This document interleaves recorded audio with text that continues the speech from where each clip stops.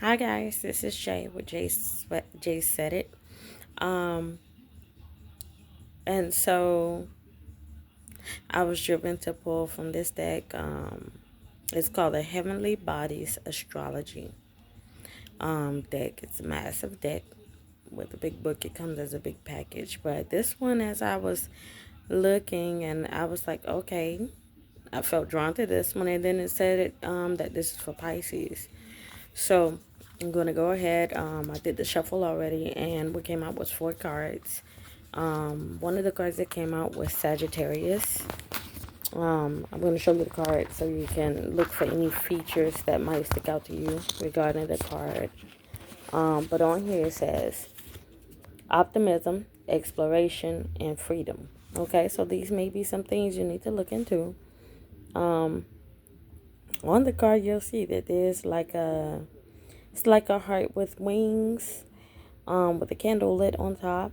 Then, of course, there's the bow and arrow of the Sagittarian archer. But I'm going to show it to you. And I hope it's easy for you to see. You see in that middle, you see that heart with the wings and the candle lit on top. So that's the card. Okay. I'm going to pull back some. Hopefully you can see it. Um, but anywho, what the book says.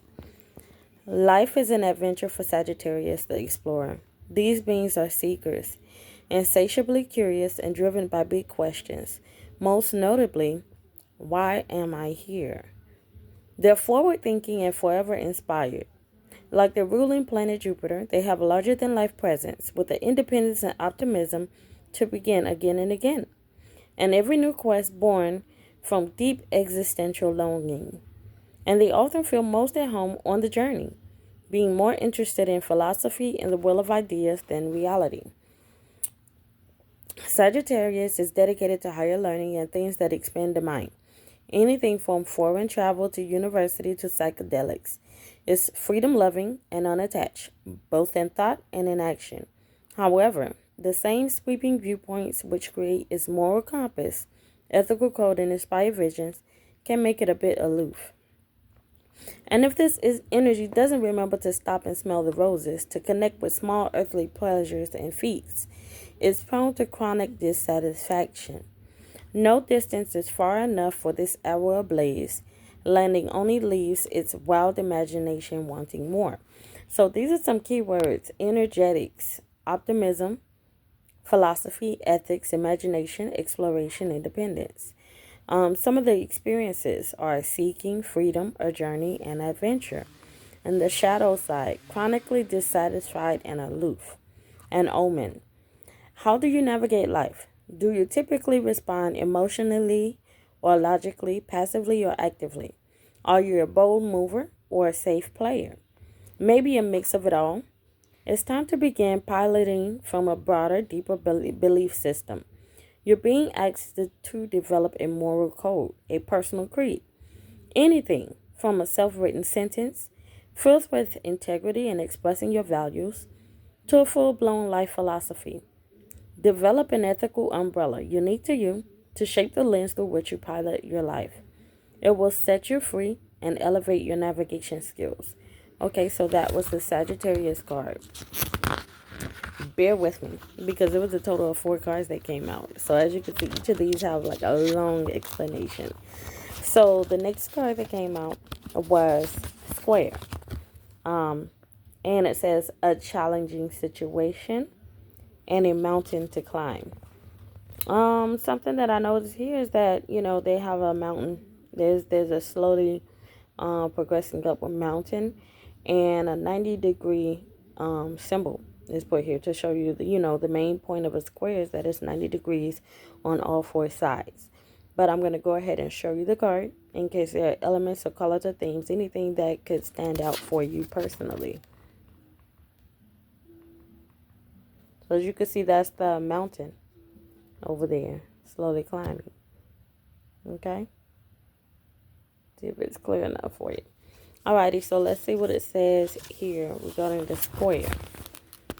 A square occurs when 2 planets sit 90 degrees away from one another. This is the most challenging dynamic to work through. because it implies both an internal and external struggle. These are not only energetic blocks, but obstacles experienced in the world. It's vital to identify and support the squares in a chart because if abandoned, this aspect can become a dooming, self-fulfilling prophecy. Internally, squares create feelings of confusion, conflict, or even paralysis in their energetic realms. And these blocks are magnified by outside events, which seemingly conspire to reinforce the challenge. Understandably, you might feel destined to fail in the face of a square, but you must persevere with courage. The journey through the sludge becomes your greatest teacher and leads to even greater rewards. And while squares require lifelong nurturing, in working with their energy, you discover your biggest opportunities for growth, achievement, and alchemy. So, keywords here: the energetics is that it's challenging. Experiences, it's a mountain to climb. So, the omen, you're being called to deepen your strength and perseverance through a challenge you face. Ooh. Remain present through painful moments, asking, what are you here to show me? No shortcuts, no easy way outs, no falling back into old familiar habits. So you're being asked to go ahead and change. Okay? You're being summoned to rise up. This challenge wouldn't be here if you weren't strong enough to face it. This perspective doesn't deny the discomfort you endure. It only asks you to look beyond it and consider how it can teach you. How can it change you? What is the lesson? What are you there to learn? What are you to gain from that situation? Because every situation has something that you have to gain from it. But back to the book.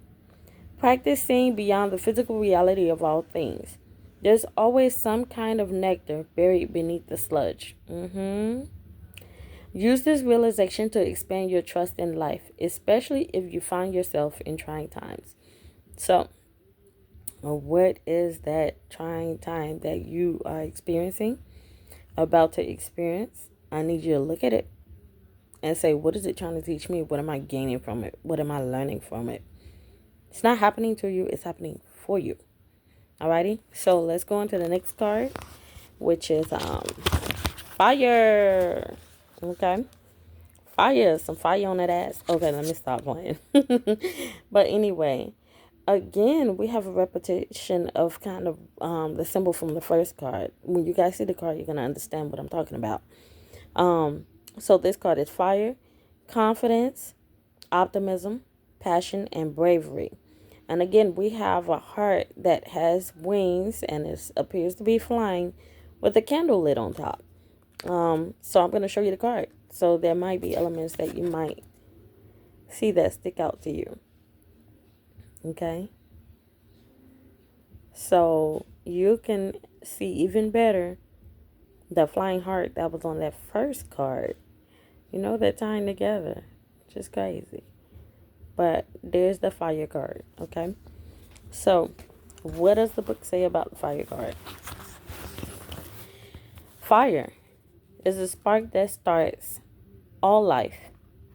Passionate and ever growing, as it is fueled by its own well of inspiration. A fearless, optimistic force with untiring faith in the vision it holds. It's the flame burning in a lighthouse window, a beacon in the night. The confidence of this element creates a wild spontaneity. Freewheeling and untethered to the past, inherently creative as it moves toward what will be. Independent and generous, it gives with ease and fears no lack. Hey baby, no lack. Fire feeds upon itself for its own life-giving elixir. When harnessed, this pure life force becomes creation. It's the passion, the longing, the beginning, the motivation, but not the executor. It lacks structure, and with too much fire, nothing moves past the launch phase. Alone, it's not a sustainable energy source, and running on fire can lead to burnout. It can be dramatic, unfocused, erratic, or destructive. Yet too little fire and nothing begins. It's your drive to live, your urge to try. So these are the key words. The energetics are inspiration, confidence, bravery, optimism, spontaneity, and creativity. The experiences are connecting through warmth, generosity, and passion. The shadow side, impulsive, impatient, lacking follow through. Omen, make space for creativity and passion. Express freely without expectation through drawing, dancing, singing, or a deep belly laugh with a friend. No matter the means, bliss lights a fire in your belly and brings you to your heart space. Nurture this connection to your uplifting, life giving energy within. Remember how it feels. Let it be your guiding light as you move through the world. Your most vibrant life stems from the heart, and you must practice joy to hear its rhythm. Okay? So, lean more into being joyful. Okay? Yes, there may be hard days ahead, but lean more into being joyful. The thumping in my ear, there's a message. Alrighty, so let's go to that last card. The last card is mutable. And what it says is surrender, fluidity, and welcoming change. And in this card, you have hands that appear to be holding out, and like this water dripping through the hands, flowing through the hands. There's also a star on the arm. So I'm going to show you the photo so you can get your own thoughts. Well, not the photo. I'm going to show you the card. But there's the card. The mutable card. Alrighty. And now, what does the book say? This fluid energy is impossible to articulate, being so malleable and prone to change. It's amorphous and adaptable, shifty and can be pinned down. In Mother Nature's realm, it's expressed at the end of each season, just before transitioning into a new cycle, like the autumn leaves about to fall. The mutable signs of the zodiac are Gemini, Virgo, Sagittarius, and Pisces. And this read has had a lot of Sagittarius going through. Sagittarius is fire as well. Yeah, Sagittarian is the only fire in this the mutable signs. But as you saw, we had a fire card and we had Sagittarius at the very beginning. So might be a Sagittarian involved in this, Pisces. Anyway, so the keywords, your energetics are fluidity and adaptability. The experiences are surrendering and welcoming change. On the shadow side, it could be fickle, unstable, wishy-washy. Okay, so the omen. Explore non-attachment today. Cut that cord. Don't be attached to it. Hold each moment with an open palm, feeling deeply but loving freely. Your angels want you to explore the balance between connection and letting go. They say you don't need to cling so tightly to an identity, an idea, or another person. This doesn't mean avoiding intimacy. It only means stepping out of fear and into love. You are safe to let go. Everything true is always real. So this kind of makes me think of the thought that, you can really, really want someone. You can really want someone in your life and all that stuff. And they may not be as amenable to how tight you want to hold them. So sometimes you have to let them go. You have to let them do them. Because it is meant to be, it'll happen. Just, you have to unattach in that way. It happened. If it's meant to be, it'll happen. Nothing to keep it from happening, okay?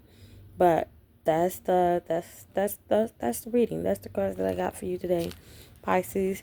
Who knows? I might do more because I'm in bed today because I got a headache. But that's what I got for you, Pisces. I hope you enjoyed. This has been Jay with Jsaidit. Thank you.